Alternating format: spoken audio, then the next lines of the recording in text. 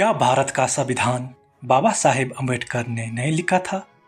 क्या WhatsApp university का यह ज्ञान सच है कि उन्होंने तो बस अलग अलग देशों के कानून कॉपी पेस्ट कर दिए थे और केवल एक कमेटी के सदस्य थे और असली मेहनत तो किसी और ने की थी। जय भीम साथियों। जो लोग बहुजन समाज को आज भी दिमागी रूप से गुलाम रखना चाहते हैं, उनका सबसे बड़ा हथियार है आपके इतिहास और आपके नायकों के योगदान को झूठा साबित करना।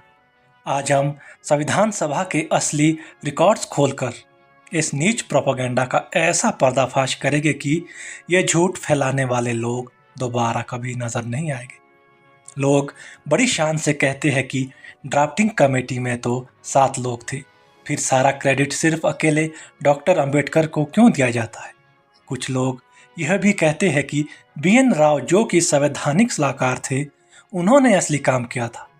दोस्तों, यह झूठ इतनी चालाकी से फैलाया गया है ताकि बहुजन युवाओं के मन में यह भर दिया जाए कि उनके मसीहा में कोई टैलेंट नहीं था, क्योंकि जो हकीकत 5 नवंबर 1948 को संविधान सभा में दर्ज हुई, वो इन मनवादी सोच वालों के मुंह पर सबसे बड़ा तमाचा है। कोई व्हाट्सएप मैसेज नहीं, सीधा संविधान सभा का सरकारी रिकॉर्ड चेक करते हैं। ड्राफ्टिंग कमेटी के ही एक सदस्य थे TT कृष्णामाचारी जी। उन्होंने भरे सदन में ऑन रिकॉर्ड क्या कहा था, जरा ध्यान से सुनिए। उन्होंने बताया था कि कमेटी में जो 7 सदस्य चुने गए थे, उनमें से एक ने इस्तीफा दे दिया और उनकी जगह किसी को नहीं लाया गया। एक सदस्य की मौत हो गई, उनकी जगह भी खाली रह गई। एक सदस्य अमेरिका चले गए और उनका पद भी खाली रहा। 2 सदस्य दिल्ली से बाहर सरकारी कामों में व्यस्त रहे और बचे हुए 1-2 सदस्य कभी कभार ही मीटिंग में आते थे।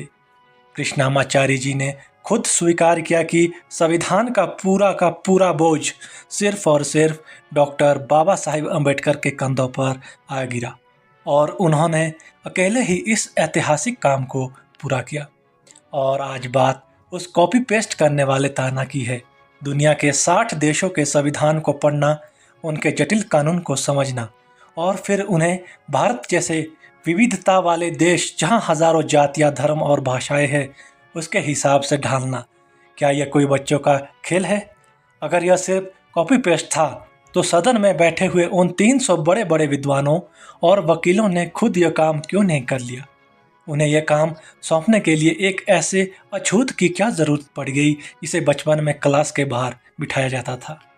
क्योंकि वो जानते थे कि कानून को समझ, जो विज़न और जो दिन रात काम करने की क्षमता बाबा साहेब के पास थी, वो पूरे देश में किसी के पास नहीं थी।